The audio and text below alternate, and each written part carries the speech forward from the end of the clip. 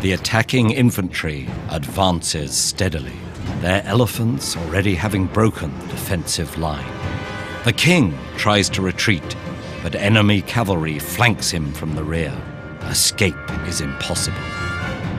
But this isn't a real war, nor is it just a game. Over the roughly 1.5 millennia of its existence, chess has been known as a tool of military strategy, a metaphor for human affairs, and a benchmark of genius.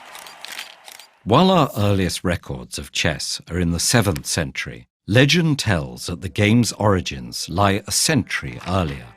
Supposedly, when the youngest prince of the Gupta Empire was killed in battle, his brother devised a way of representing the scene to their grieving mother. Set on the 8x8 Ashtapada board used for other popular pastimes, a new game emerged with 2 key features: different rules for moving different types of pieces, and a single king piece whose fate determined the outcome.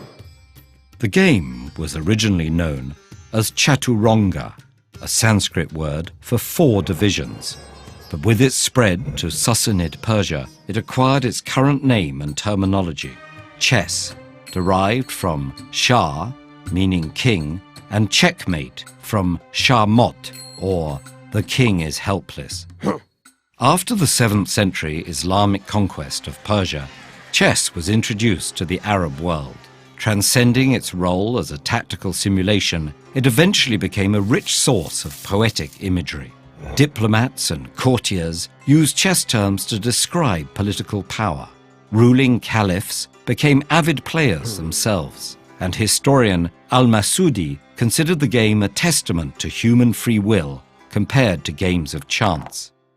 Medieval trade along the Silk Road carried the game to East and Southeast Asia, where many local variants developed. In China, chess pieces were placed at intersections of board squares rather than inside them, as in the native strategy game Go.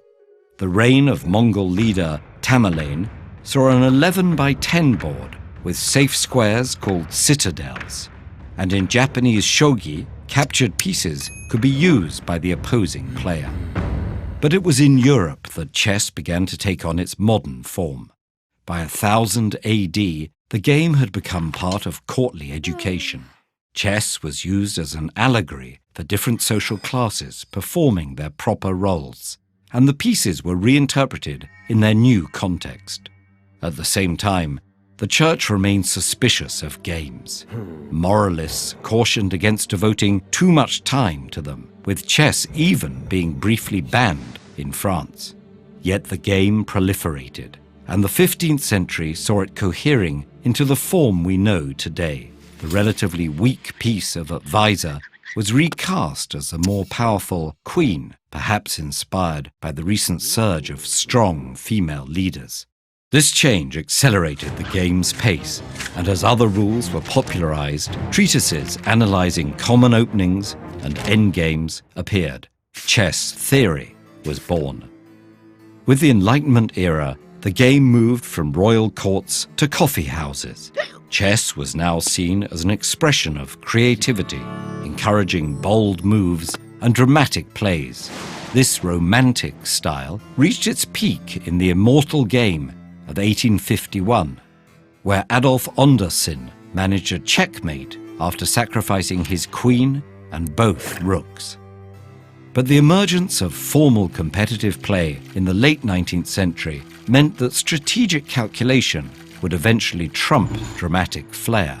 And with the rise of international competition, chess took on a new geopolitical importance.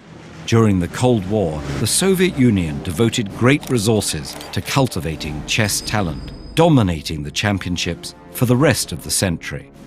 But the player who would truly upset Russian dominance was not a citizen of another country, but an IBM computer called Deep Blue.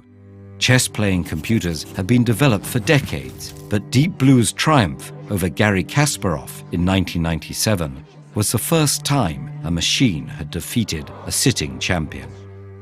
Today, chess software is capable of consistently defeating the best human players, But just like the game they've mastered, these machines are products of human ingenuity, and perhaps that same ingenuity will guide us out of this apparent checkmate.